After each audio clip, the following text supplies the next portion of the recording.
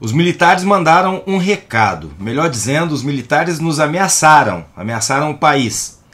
O recado que veio pelo Estadão e repercutiu hoje na imprensa toda é o de que a justiça está esticando a corda, criando instabilidade, tripudiando.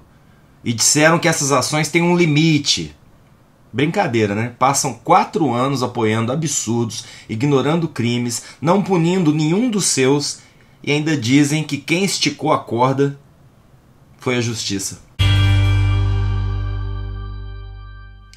Salve galera, eu sou o Maurício Ricardo, inscreva-se, ative o sininho, deixe o like ou o dislike, comente, hoje é sábado mesmo, desabafa aí nos comentários, porque a corda tá esticada mesmo.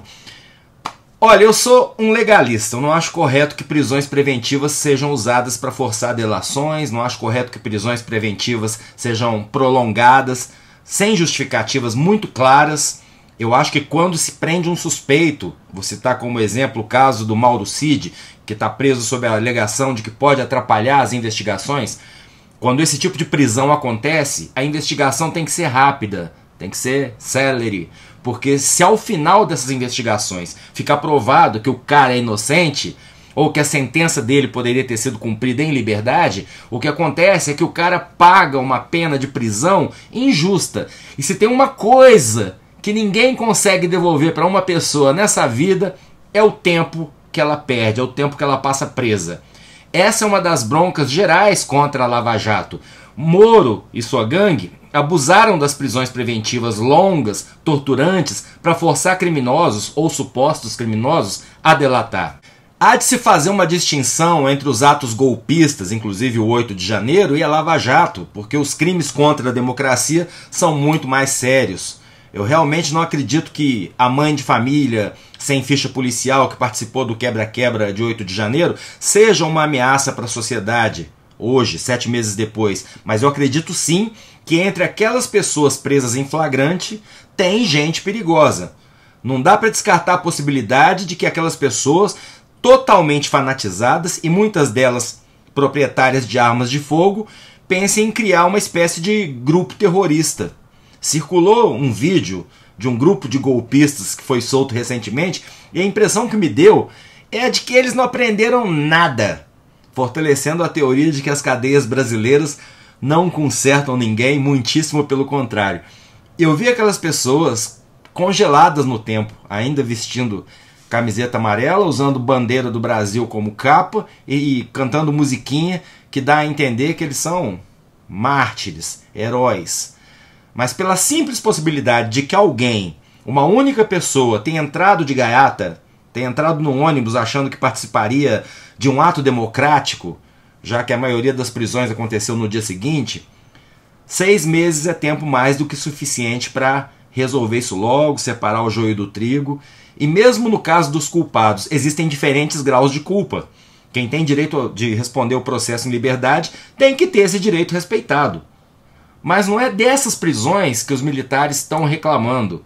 São prisões como a do Mauro Cid, que merece uma investigação rápida também, mas que é um caso bastante diferente das tiazinhas e dos tiozinhos. Ele está preso há 3 meses e meio e todo dia aparece um crime novo do qual ele pode ter participado. Da quebra de sigilo telemático dele para cá, já apareceu, além de fraude dos cartões de vacinação, que foi o motivo primário, envolvimento nos movimentos golpistas, saques e depósitos milionários e suspeitos, venda no exterior de patrimônio da União, embora o novo advogado do Bolsonaro esteja tentando fazer colar a tese de que as joias eram dele e poderiam ter sido vendidas. O único erro dele foi não ter perguntado se a União queria comprar. É um absurdo.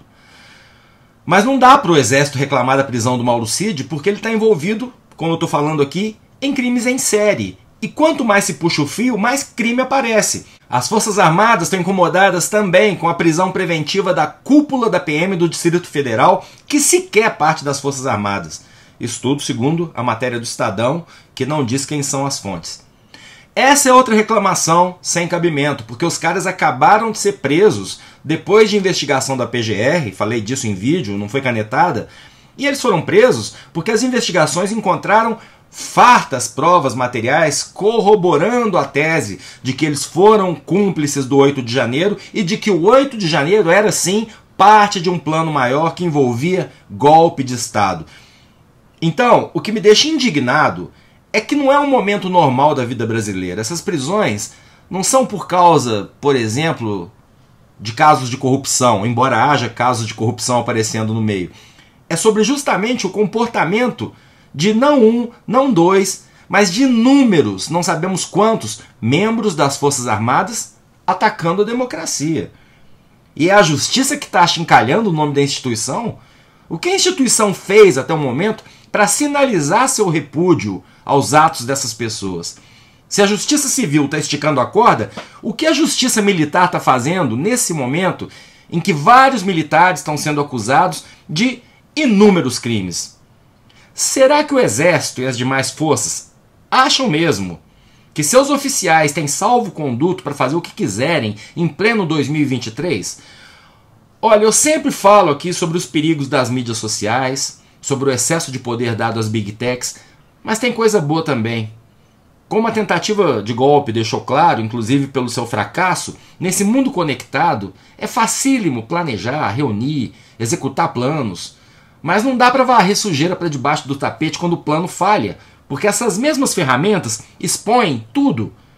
Essa é a era dos grampos telefônicos, dos grupos de WhatsApp, do rastreio de pessoas por cruzamento de torre de celular.